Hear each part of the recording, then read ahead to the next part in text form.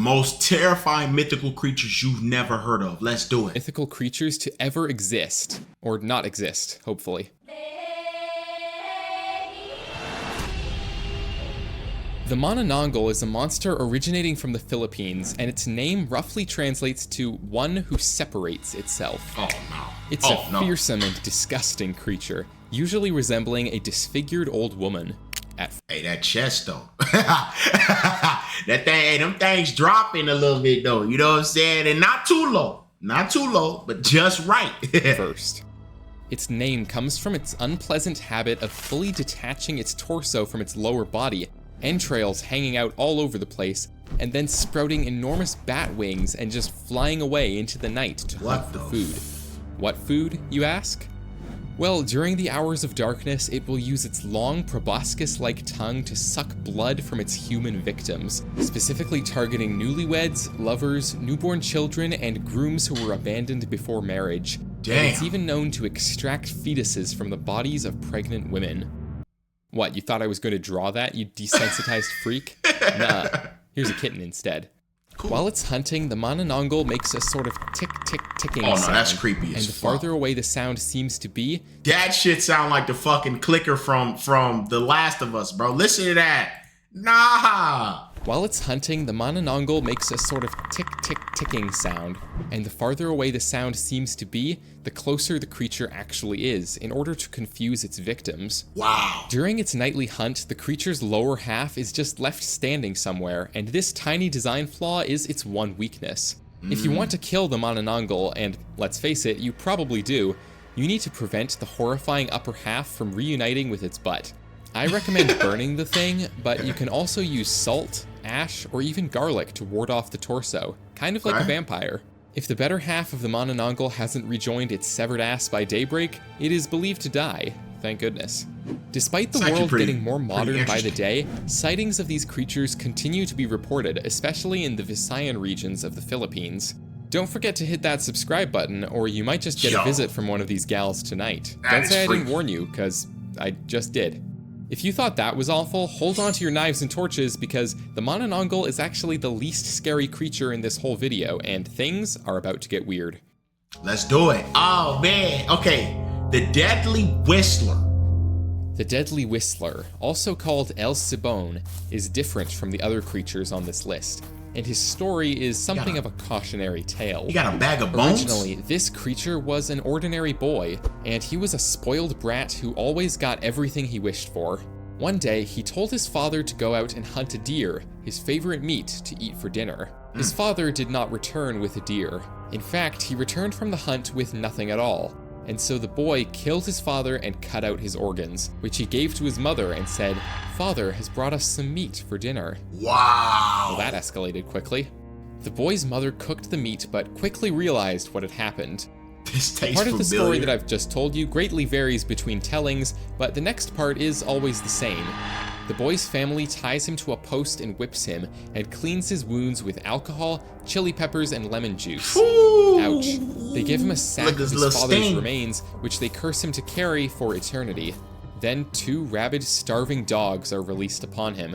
The skeletal creature that came out of this terrible circumstance would be called El Sibon, or the Deadly Whistler, standing at about 6 meters tall and creaking about the treetops with its bag of 6 meters tall? Do y'all understand how tall that is? What's that, like 18 feet? Something like that. Yeah, almost 18 feet. Yo, my math could be totally off. But that's freaking crazy. Hell no. Hey, I ain't gonna lie to you. At first, I was like, man, it's a peewee. All he is just a killer. But yeah, that is terrifying. Bones. If you hear El Sibon whistling from nearby, it means you are in no danger. But if the whistling sounds distant, it means that your death is closer than you think. It's said that the Whistler can appear by your house on certain nights and drop his sack to the ground to count the bones within, one by one. If someone in the house hears the Whistler outside, nothing bad will happen. However, if he spends the night counting unnoticed until dawn, someone in the house will die, and their bones will be added to the bag. Wow. If you like this video so far, that's please creative, don't forget to like this video, and if you don't like it so far... Hey, dude. Hook me up too, man. Hook me up too. The Naklavi is a sea creature demon coming from Orcadian folklore, from the islands of Orkney. No tales describe what it looks like when it's dwelling down in the depths, but an islander named Tamas claimed to have an encounter with the thing and described its on-land appearance in impressive detail. According to Tamas, the Naklavi has a man's torso attached to the body of a horse as if it were a rider, except the torso has no legs. It's just fused with the equine's back. Wow. The man's long arms can reach the ground from where he sits, and atop its shoulders is an enormous head up to 3 feet in diameter. What? Oh, I forgot to mention that the Naklavi has no skin, with black blood pulsating through yellow veins.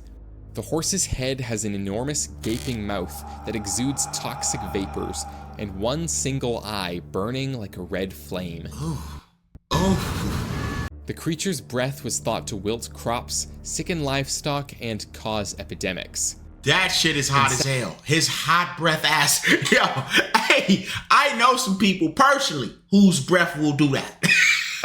So this ain't too scary to me. I know folks personally like that, man. Wowzer. 1722, one of the islands of Orkney began the practice of burning seaweed for a number of boring reasons, including making soap and glass and improving soil for farming.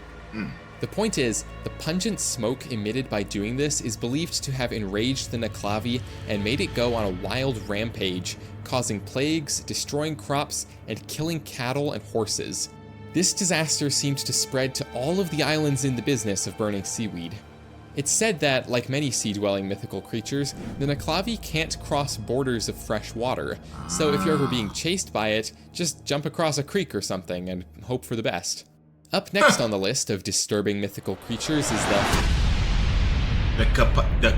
who?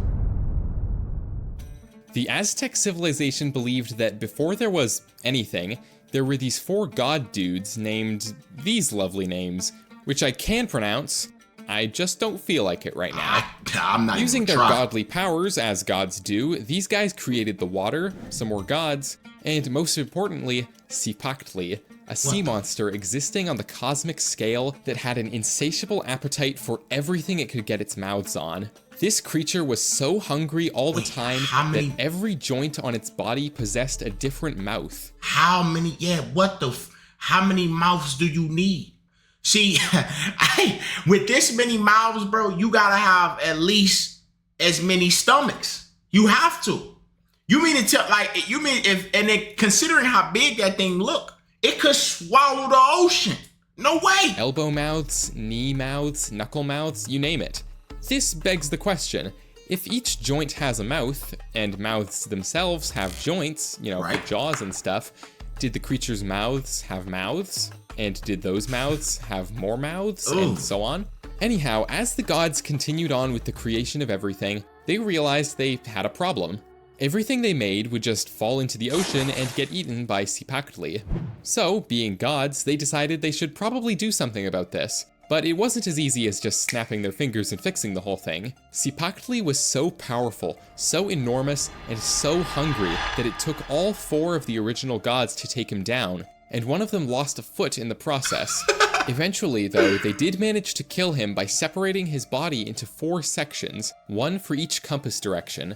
Using Cipactli's body, they created the entire world. The creature's head became the 13 heavens, its midsection was crafted into the earth, and its tail became the underworld. Wow. The last mythical creature on this list is by far the scariest of all.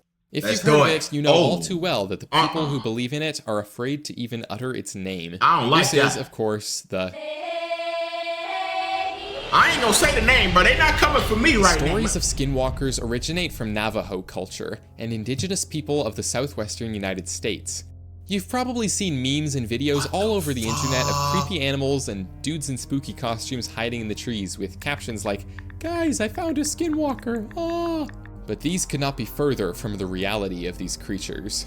In Navajo culture, there are people that practice medicine and types of magic for the benefit of the community, as healers or medicine men. They may learn about both good and evil magic for the purpose of protecting against evil. Witches are essentially the opposite of these healers, their dark reflection, if you will. Oftentimes they start out as medicine men, but they use their knowledge of evil magic to hurt others, and they use the corpses of humans to do their work. They make their tools from human bones, and use parts of the body to make potions which they use to kill or hurt others. To become a skinwalker, a witch must kill a close family member, preferably a sibling. This gives them the ability to shapeshift into different animals, usually predatory animals like bears, coyotes, and wolves, but they can assume the shape of any creature. They choose their shape based on the abilities they need to do their evil work. Yo, you literally, this is overpowered. I don't think people understand how overpowered this is. If you could be any animal you wanted, bro, if you needed to get somewhere quick, you could turn to a bald eagle, fly there.